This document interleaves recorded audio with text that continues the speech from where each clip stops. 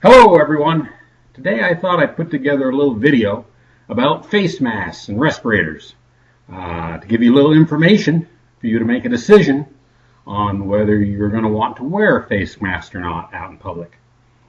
And I know a little bit about this because I've been in the nuclear industry for about 30 years, and we need to use full face respirators in case we're going into a contaminated area so that we don't breathe and ingest radioactive materials, contamination. They don't just hand out these respirators and tell you to go to it. First, they teach you how to use one, how to properly put it on, to make sure that it seals, and then they fit test you to measure how well it seals against your face. Because everyone's face is different. So there are different sized respirators, and you have to go through that process so you can have some type of assurance that the respirator is actually beneficial to you. Now, a fit test is after you've learned how to put on the mask. In my experience, what they do is they would have, with you wearing that special mask with a hose stuck into it, so they can measure the air that's inside the mask to see whether it goes through the filters or if it seeps in around the sides. And in my experience, they would set me in a booth, and the air in that booth would have a particle in it, maybe an oil or something.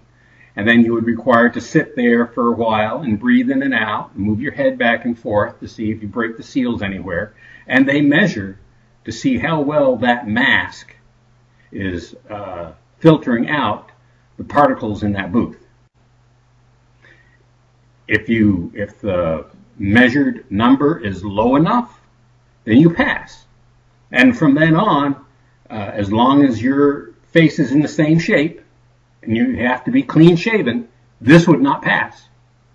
You might be able to have a mustache depending on the style of mask, but you couldn't have a goatee so that it seats to your face correctly.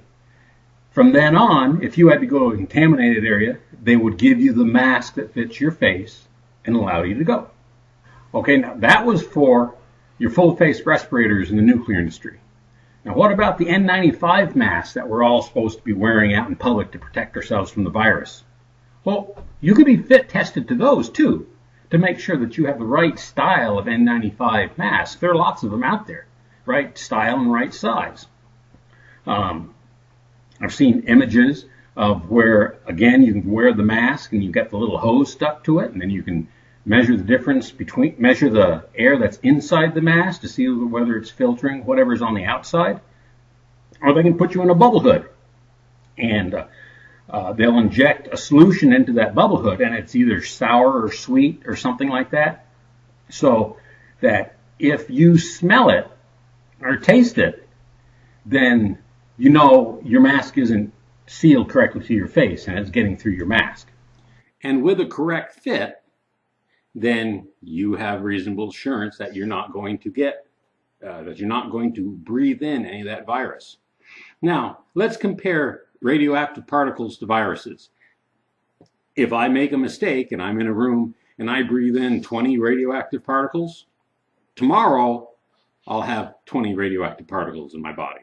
Next week I'll have 20 or less radioactive particles in my body. If I breathe in 20 viruses, today, tomorrow, those could be 100 viruses. The next day, 1,000 viruses. Viruses multiply. So it's probably more important that you have a good fit on your mask if you want to protect yourself against viruses. Okay, now, here I found a video of a guy taking a number of different face masks and spraying an aerosol through them on their back side. And as you'll see, the aerosol goes through most of the mask. Now, your virus is microscopic. It's 0.1 micron. You can't see that with the naked eye. And yet, you're seeing this mist pretty easily passing through a number of these masks.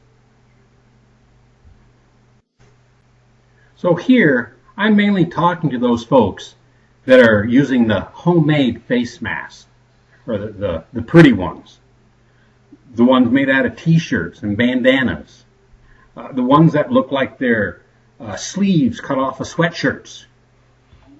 Those things don't have the fabric and the weave in them to block this aerosol, to block the virus from going through them. You might as well be wearing that mask on your elbow for the protection it's going to give you. Now, true, if you're wearing one of those t-shirt masks and you're standing in front of someone and they're talking loud and you see the spittle coming out of their mouth, or they sneeze or they cough and you can see the big pieces of water coming out, yeah, that mask will catch it. But the rest of the air that's coming out of that infected person can still travel right through that mask. Okay, I'd like to make one other comparison between the nuclear world and the virus world outside. Where in the nuclear world we wear the full face respirator, that's because you can ingest that contamination through your mouth, your nose. It'll stick in your wet eyes, and that way it gets into your system. So if you're serious about not getting the virus, you need to have some type of eye covering as well. Because if there's virus floating around in the air and it hits your eye, it gets into your body. Okay, now let's talk about some of the masks you see people wearing out in the street. Now, some of them are the tube things that look like they cut off the sleeve of a sweatshirt or something. Or, their noses are hanging out. If your nose is outside of the mask, if there's virus in the air, you're breathing it in. If your mask isn't fit correctly to your face, the air that you breathe, that you're sucking in through your nose or your mouth, it's going to bypass the fabric, the hard stuff to get through. It's going to go through the cracks and so forth. So if you're not wearing a mask correctly, it's really doing you little good. And I have to talk about this. I mean, you see people with crocheted masks. What are they thinking? I mean, that won't stop a housefly from getting into your system. And yet, if you go into some business that says a mask is required, a person will walk in with a crocheted mask, they'll let them go. What sense does that make? Now, I've been pretty much talking about wearing a mask to keep yourself safe. But there are a lot of people out there saying, oh, you need to wear a mask to keep everyone else safe too. Well, besides all the issues I've already brought up with the mask not fitting and the air going around the margins and so forth, no, even if you have a N95 mask like this one, and I had a number of these when I was doing drywall and working with insulation, you don't want to breathe stuff in. You see, it's got this exhaust valve in it. So when you breathe in, you suck in air through the filter. And when you breathe out, you're just blowing the air, blowing the potentially virus-laden air out into the room. And you see these, you see people with the fancy black mask and a whole bunch of masks with these exhaust valves on it. So they're not doing anything to protect the people around them if they would have the virus themselves. And yet, these are perfectly acceptable for you to wear when you walk into a room or a store or something which says you have to wear a mask. And here's another example. I mean, even if you have the correct N95 mask on, here's a picture of a guy that does drywall. Drywall particles are a lot larger than virus particles. Look at his face after he's taken his mask off. So if the mask isn't on, no matter how good a mask it is, if it's not fit correctly, it's not doing you much good. They keep on saying, well, listen to the experts. Well, throughout this whole process, first, as far as masks, the experts say, no, don't need to wear a mask. It's not going to help you. Then they say, oh, you need to wear a mask because you need that. Otherwise, you're going to get it. You're going to wear a mask. Otherwise, you're going to spread it. Now, these are the same people telling you this. So at one point, they were lying. If they're experts, they should have known what they were talking about. It wasn't that they learned something. They didn't start this job 3 months ago. They've been doing this for years. So you have to ask yourself, do I just blindly believe everything that these supposed experts tell you is happening? To me, anyhow, these masks that people are homemade masks that they're making out of t-shirt material and bandanas and so forth, they're not protecting you against viruses because they don't have the filtering mechanism necessary. And even if you do have the correct N95 style material mask, if your nose is hanging out of it, if it's just loose on your face, it's not going to help. I really laugh when I'm out in the store and I see some guy with a ZZ Top beard and he's wearing a mask. Well, the air he's breathing and exhausting isn't going through that mask. It's going out around the edges through his beard. So again, what's the point in that? The only thing that a handmade bandana t-shirt face mask is going to do for you is catch, large pieces of spittle that you see falling out of someone's mouth when they're yelling and shouting at you. Now here I am wearing my N95 mask, and it's pretty tight around the margin here, but it's still not going to work because where my goatee is, the air is going to go in there first before it goes through this fabric. And then even if I'm wearing it correctly, if I don't take this on and take it off correctly, I'm going to infect myself. Say for instance, I've been out all day with this, walking up and down the streets, going through the store, and this mask has been collecting all the viruses in it. If I take this mask off wrong, if I touch the outside of it, I'm going to put the virus on my fingers. And if it's on my fingers, say, oh, I'm tired of this mask. Oh, that feels good. I just put the virus on my face. So that was worthless. Now, if I have one of those homemade masks, what do people do when they use those things? They put them on when they in the store, and then they wad them up and put them in their pocket, and then they take them off and put them back on again. Well, again, if I had virus, if that mask had captured a virus and I'm touching the outside and it's rubbing all around and I'm using it over and over again, I'm getting that virus on my hands and it's getting into my system. Now here's our Minnesota governor. He's got his mask on to protect himself from breathing in coronavirus. But then here you see him playing with his mask in his hands. So if that mask did stop him from breathing in coronavirus, it's on the outside of the mask, and now it's on his hands, and it's surely going to touch his face as he's putting his mask back on.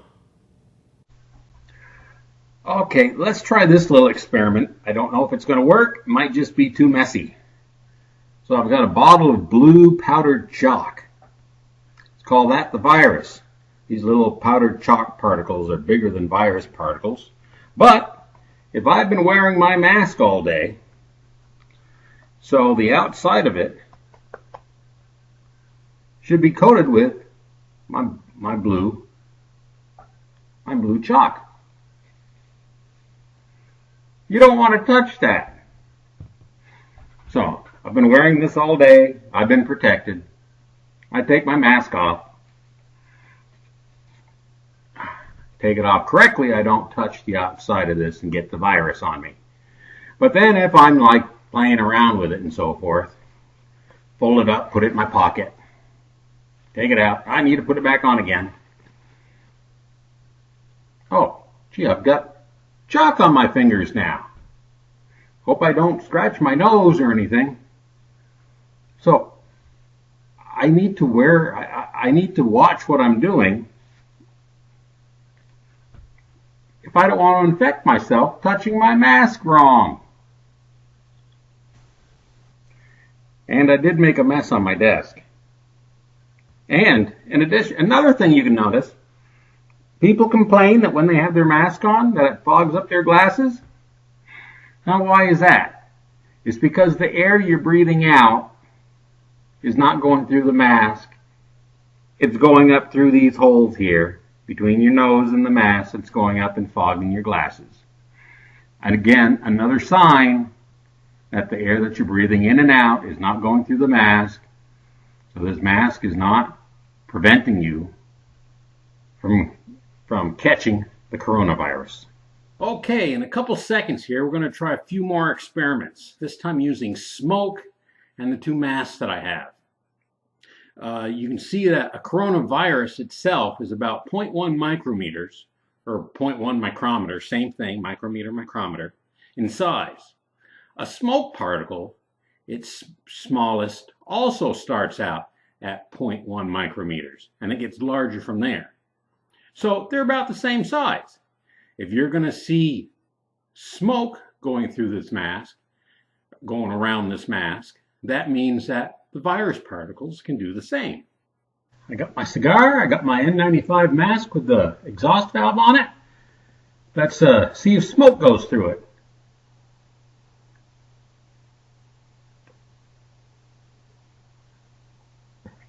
Now with the mask.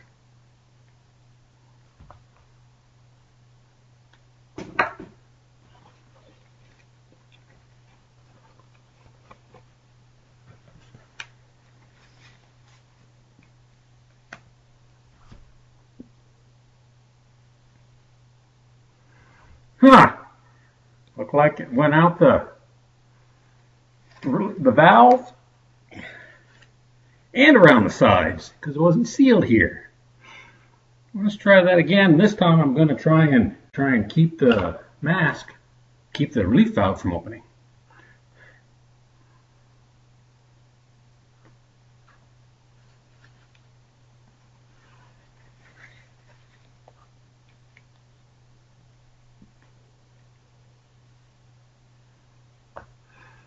I think I still saw some smoke coming off of that. Okay, now let's try the same thing with one of these surgical masks that you see a lot of people using. Not necessarily N95s.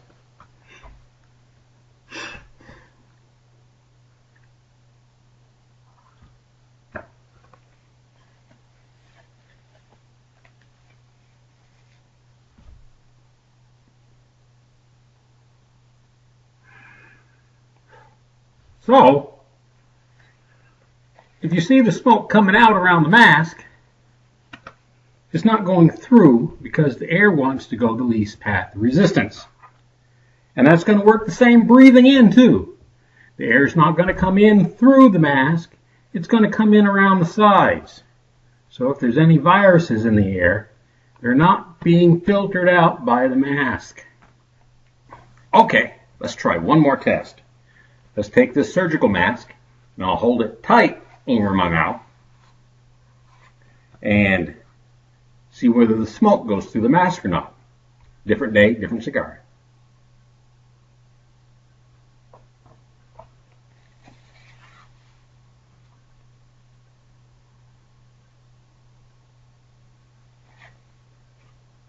Smoke went right through the mask. So what's that telling you? The size of the virus is the same as the size of the smoke that comes off the cigar. So, wearing this mask, even if all the air you breathe goes through the mask, does not prevent you from contracting this virus. So, let's review after these last few clips I put together of blowing smoke through a mask, both the N95 mask and a surgical mask. The size of a coronavirus particle is about 0.1 micrometer, a little bigger. And a cigar smoke, you can Google that too. It's the same size. It's 0.1 micrometer, could be up to 0.2. So if anything, it's bigger. And if those size particles are going through the mask, going around the mask that you're wearing, well, it's not stopping you from ingesting a coronavirus particle. And if you think I was doing some type of magic show doing it, some trick I was doing, well, all you that are wearing these type of masks or whatever mask, the homemade mask or the crocheted mask, borrow a cigarette or a cigar, put it on, exhale some smoke from it. What do you see? I think I've just provided you a good amount of evidence to show that whether you're wearing an N95 mask or one of these homemade masks, looking at what the size of the virus particle is, that it's not going to prevent you from getting the coronavirus. Just like the experts said at the beginning 3-4 months ago, until this got all politicized, where we've got governors and mayors and telling you that, oh, if you don't wear a mask, you're going to get it and you're going to die. Well, again, I just showed you that the mask is not stopping coronavirus-sized particles. Some politicians just like the power of being able to tell you what to do, how to do it, how long to do it. That's why they're politicians. I just showed you that the masks, whether they're the appropriate mask or not, whether they're worn correctly or not, will not prevent you from catching the coronavirus. You can look up, you can verify the facts that I put in here. You can rerun the experiments with your own cigarette or cigar, with whatever mask it is that you have been using. And you will see the same thing that I just showed you. So now the next step is, what are you going to do from here on out? Are you going to just continue to listen to the supposed experts and politicians telling you what to do and try and scare you? Or are you going to push back and say, no, I don't believe that's right. If you want to continue wearing your crocheted mask, that's not going to hurt my feelings. What I'm trying to do is remove some of the ignorance that's out there when it comes to how to wear a mask and whether a mask is effective or not in preventing the spread of the coronavirus. With that said, I think I'll bring my little video to a close before it gets much longer. I hope it was beneficial to some of you.